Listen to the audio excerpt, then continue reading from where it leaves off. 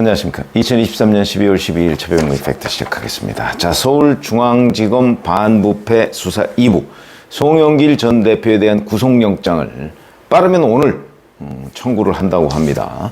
송영길 전 대표에 대한 수사를 한 8개월 정도 해왔는데 그동안에는 이제 돈봉투 의혹 이걸부터 출발을 했는데 이제 먹사연의 정치자금 뭐 이 문제까지 이제 번진 겁니다.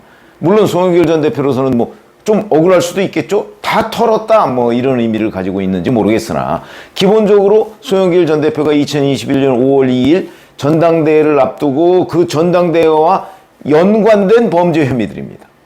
무슨 얘기냐면 전당대회 때 컨설팅 계약을 하는데 그 컨설팅 계약금을 먹사연에서 대납해줬다 이런 의혹도 있거든요. 뭐 구체적으로 구속영장이 어떤 식으로 표현이 될지는 모르겠으나 여하튼 그런 의혹도 있기 때문에 결국 먹사연 정치자금이라는 것이 송영길 전 대표의 2021년 대표 경선과 무관하지 않다. 만약에 완전히 무관하다고 하면 별건 수사다 이렇게 충분히 그 반론을 펼 수가 있겠는데 지금 그런 상황이 아니다. 그러니까 송영길 전 대표가 본인 지갑과 먹사연 지갑을 막 혼용해서 썼다. 이런 얘기가 되는 겁니다. 그 바람에 지금 그것들이 하나로 묶여서 범죄 혐의가 됐다. 근데 그러다 보니까 정치자금법 위반이 굉장히 커졌다. 액수가. 이렇게 되는 겁니다. 자, 그럼 범죄 혐의가 지금 대략 3가지 정도로 압축이 되는데 우선 본질적인 부분은 돈봉투죠.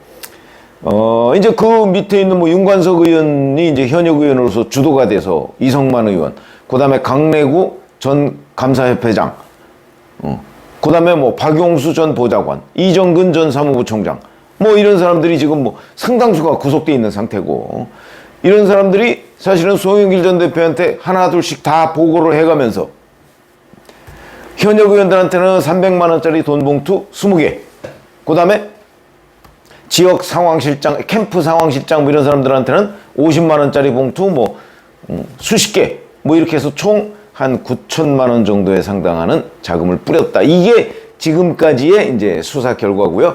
아마 여기서 조금 더 진전이 돼 있을 수도 있겠습니다. 이게 본질적인 부분이죠. 이건 정당법 위반입니다.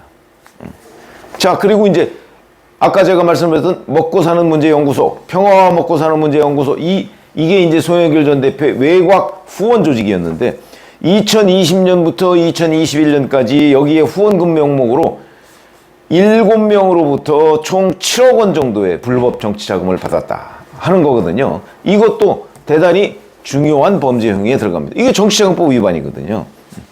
근데 이 중에서 이제 3억 원 정도를 낸 사람이 박용화 전 여수상공회의소 회장.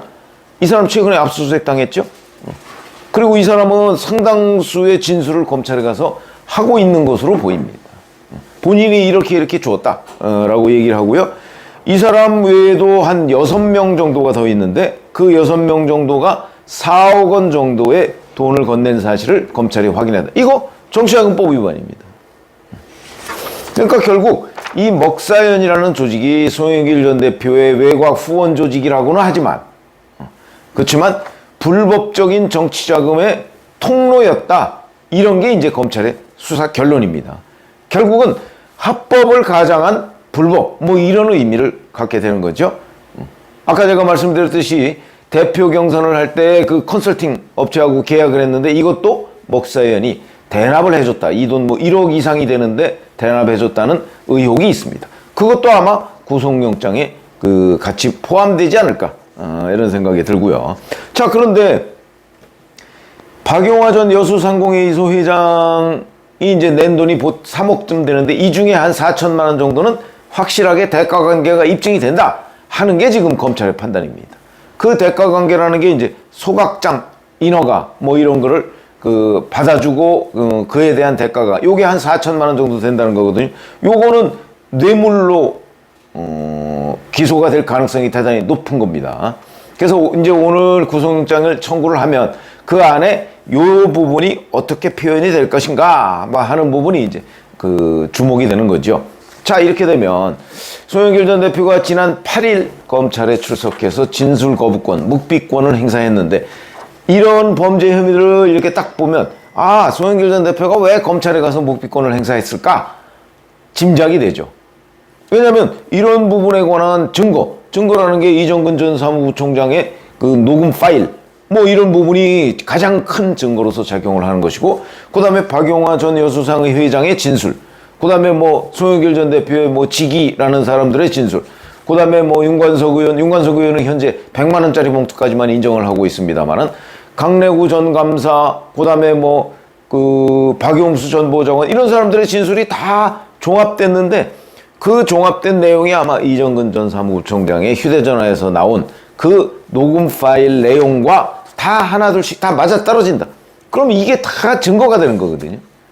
제가 한명숙 전 국무총리의 두 번째 사건, 한만호, 뭐, 한신건영 대표인가, 뭐, 그 두 번째 사건에서 한명숙 전 국무총리가 진술거부권을 행사했음에도 불구하고 실형 선고를 받고 복역을 했다 하는 걸 말씀을 드린 적이 있죠.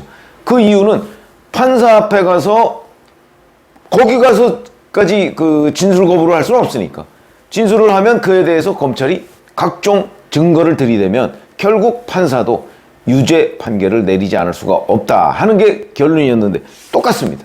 송영길 전 대표의 경우에도 검찰에서 진술 거부권을 행사한 거는 본인이 뭐라고 진술을 했을 때 검찰이 각종 증거, 아까 얘기한 그런 증거들이 많이 있기 때문에 증거들 들이밀고서 검찰이 아니 당신이 지금 얘기한 거는 이러이러한 증거로 인해서 그거는 사실이 아니다 라고 얘기했을 때 할 말이 없어지는 거 아니겠습니까? 그러니까 검찰 수사 단계에서 송영길 전 대표가 이미 밀리고 들어가야 되는 상황을 막기 위해서 송 전 대표가 진술 거부권을 행사했다. 이렇게 보시는 게 맞다는 거죠.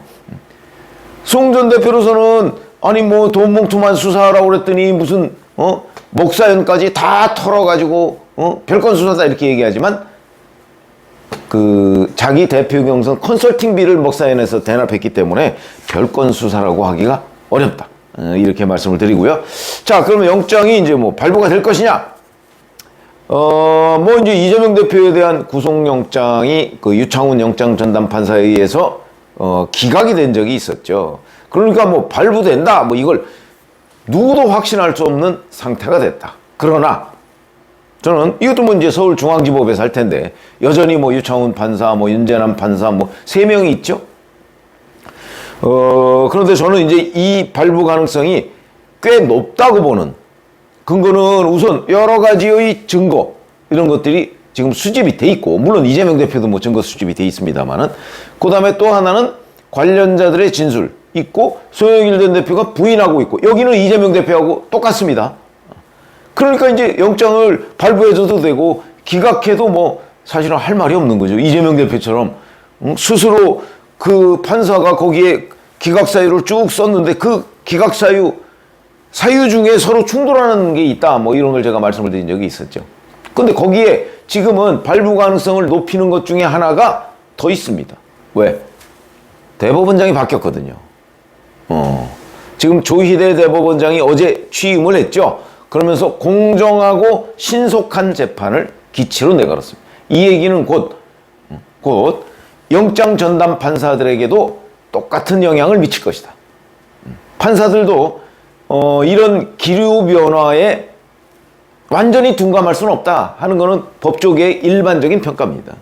그러다 보면 조희대 대법원장이 취임해서 지금 공정과 신속 이걸 강조하고 있는 상황이고 그러면 공정의 영역에서 과연 보세요. 윤관석, 강래구, 이정근, 박용수 다 구속돼 있습니다. 이 사람들은 어찌 보면 이 사람들이 정점에 송영길 전 대표가 있는 겁니다.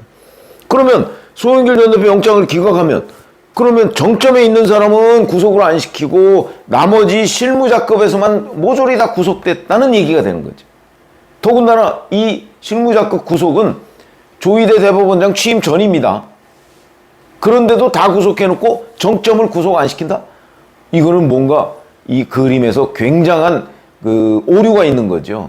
그런 점에서 본다면 저는 이 모든 돈 봉투에다가 그 다음에 정치자금법 위반까지 이렇게 엮여 있기 때문에 송영길 전 대표의 구속영장은 발부 가능성이 매우 높고 거기다가 플러스 1 바로 대법원장 체제 새로운 대법원장 체제가 들어섰기 때문에 이건 윤석열 대통령이 지명한 대법원장 체제입니다. 그렇기 때문에 그 발부 가능성이 과거보다 똑같은 사건이라도 높아졌다고 보는 것이 상식이다. 이렇게 생각을 하고요. 뭐 이르면 오늘 뭐 이렇게 얘기를 하는데 뭐 오늘 내일 중에 들어가겠죠.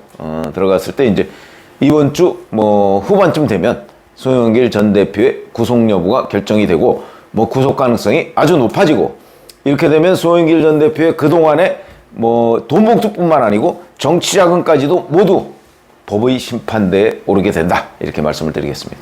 고맙습니다.